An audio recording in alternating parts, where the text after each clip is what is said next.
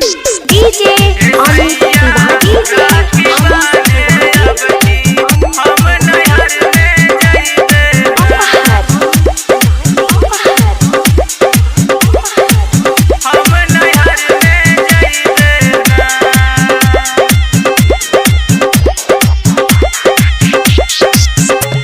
सैया राखी बांधे अब की हम नैहर में जइबे ना।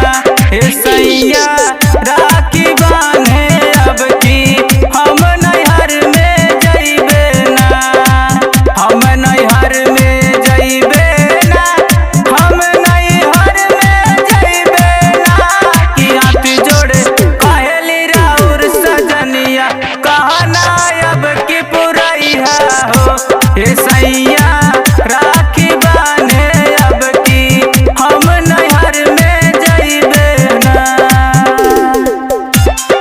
सैया राखी बांधे अब की हम नैहर में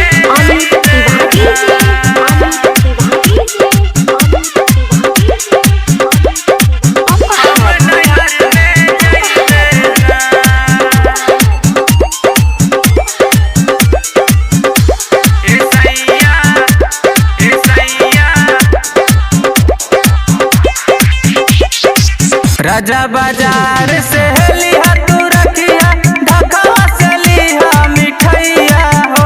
राजा ढाका से लिहा मिठैया हो। ढाका से लिहा मिठैया हो। गावत राहे में है तोहर राजा जिंदगी भर निकैया हो। राजा जिंदगी भर निकैया हो। जिंदगी भर निकैया हो। नैहर में जइबे ना हो अब की नैहर में जइबे ना।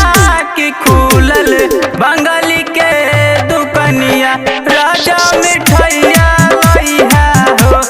सैया राखी बांधे अब की हम नैहर में जइबे ना।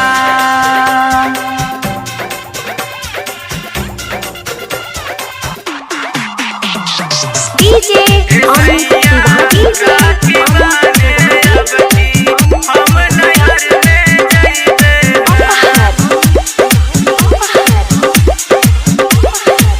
हम नैहर में जइबे ना।